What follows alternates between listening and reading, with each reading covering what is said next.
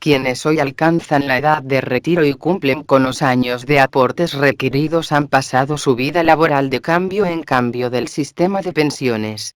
Y a las puertas de su jubilación están aún sin tener en claro todos los parámetros del sistema. Cuando Pedro ingresó al mercado de trabajo allá por 1985, la regla del sistema de pensiones prometía que si aportaba al menos 10 años y lograba acreditar 30 de servicios, a los 60 años iba a gozar de una jubilación del 70% del promedio del salario de los 3 mejores años dentro de los últimos 10 y que si trabajaba más años ese porcentaje sería mayor. En 1994, las promesas cambiaron drásticamente. Del sistema de reparto, se pasó a uno mixto en el cual podía elegir mantenerse en el sistema público existente, que prometía un haber más bajo que el 70%, ya que se promediaba los 10 últimos años y no solo los mejores 3, o pasar a uno de capitalización individual, en el cual la jubilación dependía de lo que se hubiera acumulado. Si bien entonces tendría que poder probar 30 años de aporte, lo que requería mantenerse siempre en el sector formal de la economía, y recién podría jubilarse a los 65, su jubilación sería más alta al estar administrada por una AFP que pelearía por la mayor rentabilidad de sus fondos. Pero, además, sería mejor para la economía porque el nuevo sistema iría reduciendo el déficit previsional en el mediano plazo, que a esa altura de la historia alcanzaba al 2,3% del PBI. Un año más tarde, se enteró que la movilidad automática prometida para los que estaban jubilados por el sistema de reparto había sido anulada, pero no parecía muy importante porque le faltaban muchos años para su momento del retiro.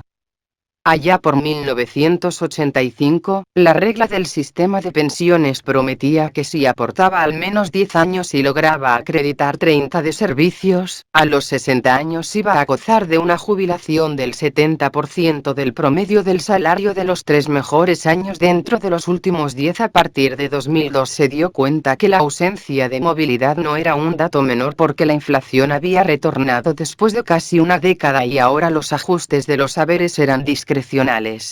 Y, además, en los siguientes 4 años los únicos ajustes que se harían, eran para quienes percibían la jubilación mínima. En 2005 Pedro se preguntó por qué estaba aportando si ahora había gente que sin haber contribuido jamás iba a recibir una jubilación a través de una moratoria, y a lo largo de los años siguientes se dio cuenta de que esa era mucha gente, lo que dio la primera pista de la universalización del sistema. Pero, pensó, esos jubilados solo iban a recibir la jubilación mínima y probablemente haber aportado realmente haría una diferencia. En 2008, de buenas a primeras, le avisaron que cambiaban otra vez las reglas del juego. Ahora se volvía al viejo sistema de reparto porque era un sistema solidario en contra de la capitalización que es individualista. Pero, por suerte, un año más tarde, a instancias de un fallo de la Corte Suprema, se eliminó la discrecionalidad de la movilidad de los saberes y se fijó una regla de ajuste en base a la evolución de los salarios y la recaudación de la seguridad social. En 2017, se cambió la fórmula de ajuste por una más ligada a la inflación y menos a salarios porque los consumos de los jubilados se ajustan por inflación y no por salarios. En realidad lo que pasó fue que se esperaba que los salarios subieran más que los precios y, con el cambio, las jubilaciones crecerían menos contribuyendo a moderar el déficit del sistema en un momento en que, como consecuencia de la duplicación de los beneficiarios a través de la moratoria, el quebranto alcanzaba a casi 3 puntos del PBI. Además de eso, también se cambió la regla de actualización del salario para el cálculo del haber inicial. Hasta ese momento, se ajustaba de igual forma que las jubilaciones, pero a partir de ese año se utilizaría el RICTE, remuneración de aporte al sistema de pensiones.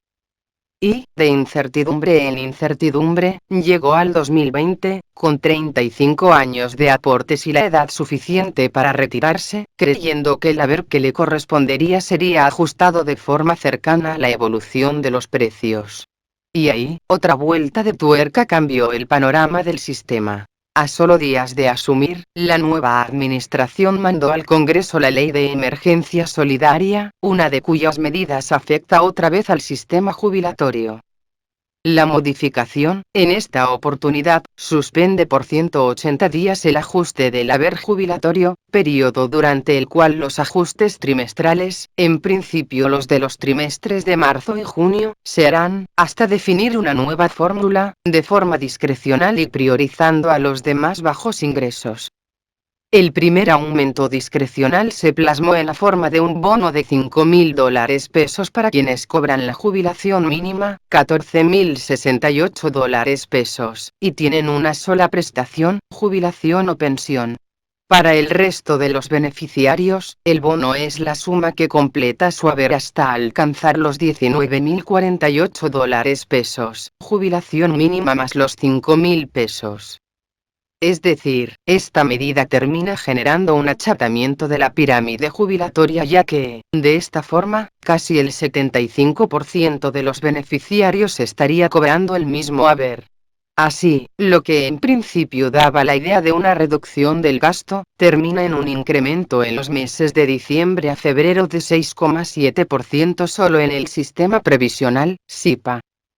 Si se suma el mayor gasto en pensiones no contributivas y la pensión universal por adulto mayor, PUAM, el gasto adicional trepa a 45.000 millones de pesos, 0,15% del PBI, cifra que representa un aumento del 9,7% del total del gasto en estos conceptos.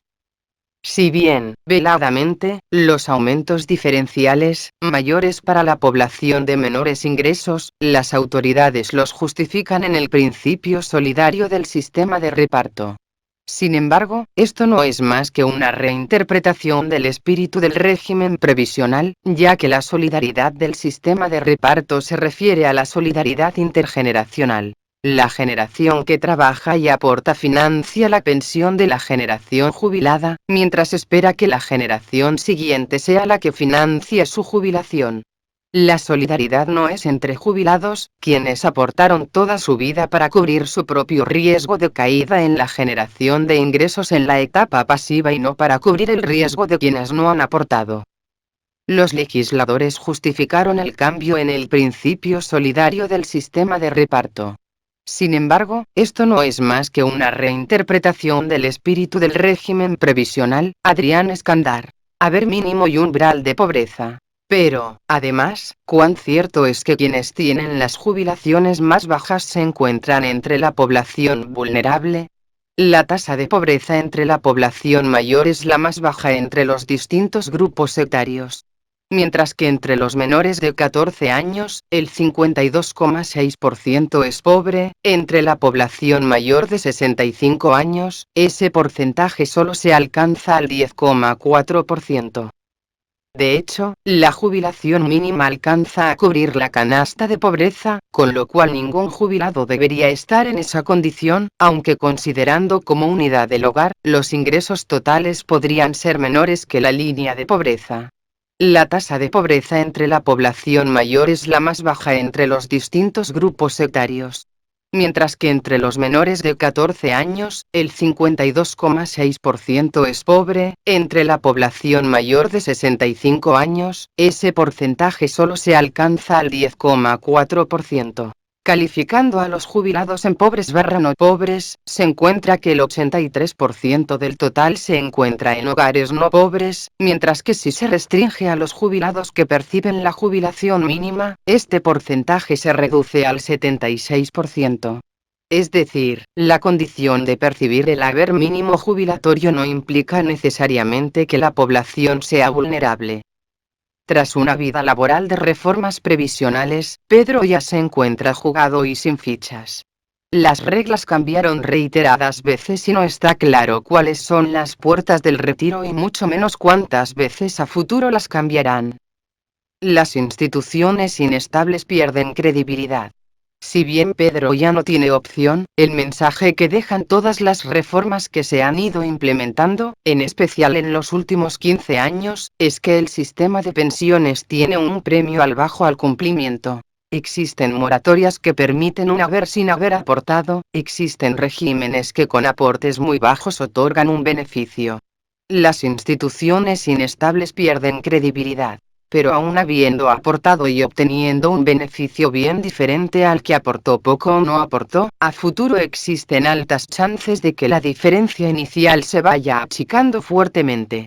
Por ejemplo, alguien que se jubiló con el haber máximo en 2001, al inicio cobraba 19 veces más que la jubilación mínima. En diciembre último, esa relación se redujo a poco más de 5 veces, siendo que la mayoría de quienes perciben la mínima han ingresado al sistema a través de una moratoria y, por lo tanto, habiendo aportado poco o nada.